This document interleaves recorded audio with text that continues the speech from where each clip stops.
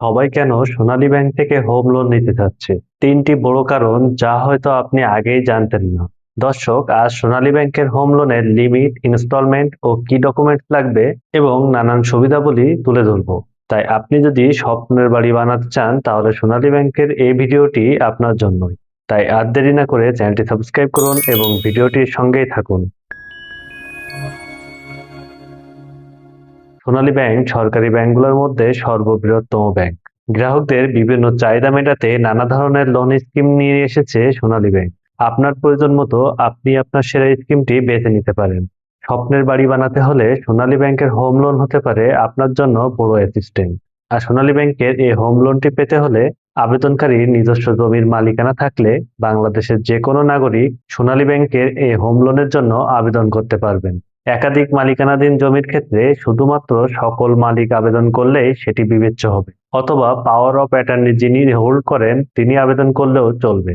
এছাড়া অনুমোদিত প্ল্যান অনুযায়ী পাকা রাস্তা এবং বিদ্যুতের ব্যবস্থা অবশ্যই থাকতে হবে। আবেদনকারীর একটি চলতি হিসাব থাকতে হবে, কেননা সমস্ত লেনদেন এই হিসাবের মাধ্যমেই করতে হবে। জমি ও উন্নয়ন ব্যয় বাদে প্রস্তাবিত ভবনের প্রাক্কলিক নির্মাণের ব্যয়ের 70:30 ঋণ ইকুইটি অনুপাতে ব্যক্তি পর্যায়ে নির্ধারিত সোনালী ব্যাংকের এই হোম লোন সুবিধা। বর্তমানে ব্যক্তি পর্যায়ে আবাসিক গৃহ নির্মাণ ঋণের সর্বোচ্চ সীমা নির্ধারণ করা হয়েছে 2 কোটি টাকা। তবে জায়গার অবস্থান ভেদে লোনের পরিমাণের ভিন্নতা রয়েছে। দর্শক, স্ক্রিনে অবশ্যই আপনি এটি দেখতে পাচ্ছেন। আশা করছি সোনালী ব্যাংকের এই হোম লোন লিমিট সম্পর্কে আপনি স্পষ্ট ধারণা পেয়েছেন। তারপরেও যদি কোনো কনফিউশন থেকে থাকে তাহলে কমেন্ট বক্সে আমাদের জানাতে পারেন। আমরা আরো ক্লিয়ার করে বুঝিয়ে দেওয়ার চেষ্টা করব। এ পর্যায়ে সবচেয়ে আকর্ষণীয় পার্ট অর্থাৎ ইন্টারেস্ট রেট কেমন এটি নিয়ে আলোচনা করব। বর্তমানে সোনালী ব্যাংকের এই হোম লোনের ওপর ত্রৈমাসিক ভিত্তিতে 12.50% হারে চক্রবৃদ্ধি সুদ আরোপ ও আদায়যোগ্য। তবে সুদের হার পরিবর্তিত হলে তাই কার্যকর হবে। 6টি কিস্তি খেলাপি হলে খেলাপি কিস্তির ওপর অতিরিক্ত 2% হারে সুদ আরোপযোগ্য হবে।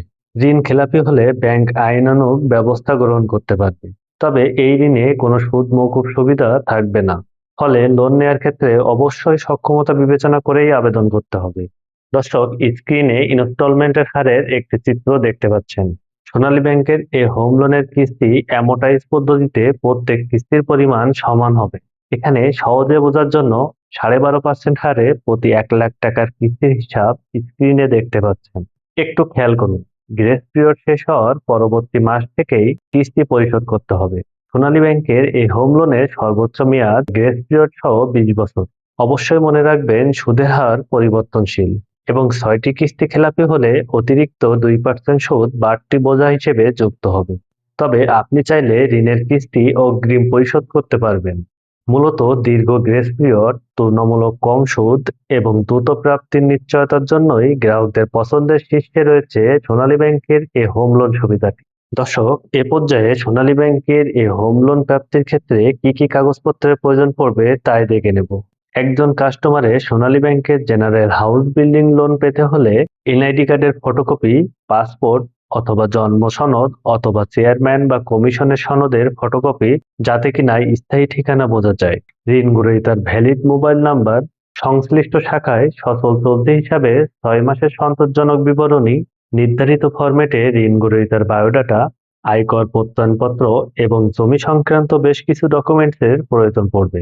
তাই আপনার যদি স্বপ্ন থেকে থাকে নিজস্ব বাড়ি বানানোর, তাহলে সোনালী ব্যাংকের এই হোম লোন সুবিধাটি হতে পারে আপনার জন্য সেরা চয়েস।